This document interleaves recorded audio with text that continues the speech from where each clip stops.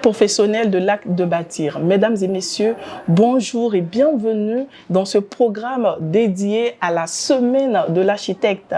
Nous continuons ce programme avec nos experts venus de la sous-région et nous recevons pour ce deuxième numéro monsieur Adam Bikliwe, si je prononce bien, qui est architecte et membre de l'Ordre des architectes du Togo. Bienvenue. Merci madame. Comment se passe cette période au Burkina Faso? Je suis quand même impressionné. Je crois que c'est assez festif. Et l'accueil, la chaleur, effectivement, l'engouement tout autour de l'événement. Donc, bon, en tout cas, je suis quand même bien accueilli, bien servi. Première participation d'ailleurs. Oui, exactement. Quelles sont vos appréciations? Bon, je crois que l'organisation quand même est très bien faite. Donc de notre arrivée jusqu'à maintenant, en tout cas bien accueilli et tout, et du moins la chaleur du Burkina, une nouvelle expérience en tout cas pour moi. La chaleur physique ou la chaleur humaine? Non, mais en fait les deux, la chaleur physique et la chaleur humaine. La chaleur humaine. Effectivement. Avez-vous déjà travaillé sur un projet commun avec vos collègues du Faso? Oui.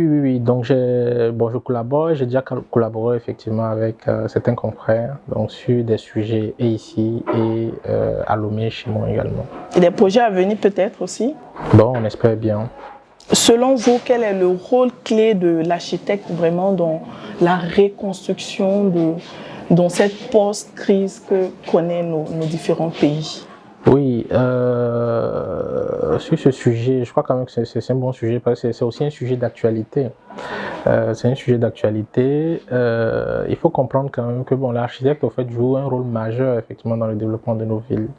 Et il faut simplement regarder un peu l'organisation de nos villes et tout. Donc dans la sous-région, donc on sent donc qu'il y a du travail effectivement à faire. C'est vrai que le peu qu'on a, ces situations quand même d'insécurité viennent effectivement les mettre à néant, mais toutefois il faut impérativement que nous soyons effectivement complètement impliqués donc, dans ce développement, d'où le thème effectivement de cette rencontre-ci.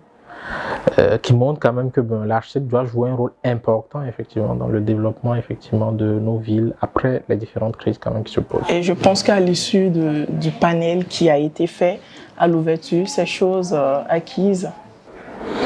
Oui, c'est choses acquises. Après, c'est des idées. Bon, après, c'est le travail. Après aussi, c'est nos autorités. Parce qu'effectivement, l'architecte n'est pas un singleton. L'architecte, au fait, est dans la vie de tout un pays. Et je crois que, bon, les pays, effectivement, sont dirigés par nos dirigeants qui, effectivement, doivent prendre conscience, effectivement, de l'implication, en fait, de l'architecte dans le développement, effectivement, de nos différentes villes.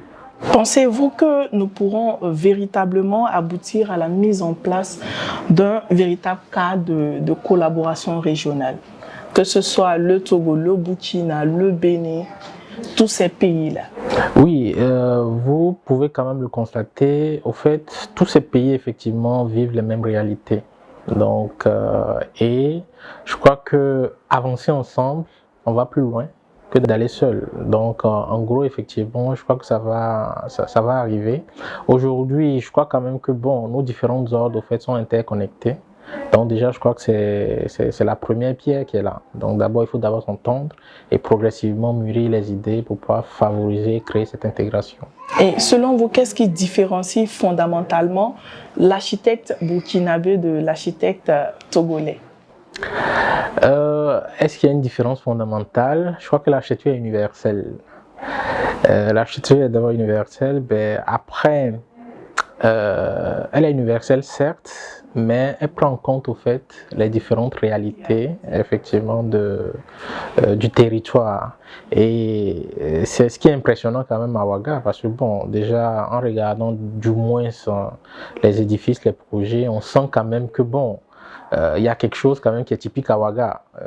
L'exemple simple, au niveau du moins des couleurs, bon, on a beaucoup plus de l'orange au fait qui domine, et ça c'est normal, c'est tout à fait justifié, parce que ici faire un bâtiment avec une peinture blanche, bon, je crois quand même que bon, c'est occasionner des dépenses au fait au maître d'ouvrage. Merci, ça a été un plaisir pour nous de vous recevoir sur ce plateau. Merci on va bien. se dire à très bientôt. Merci bien. Alors, chers abonnés, chers téléspectateurs, on va se retrouver très bientôt avec un autre invité sur ce plateau. Merci beaucoup, à très bientôt. Bye bye.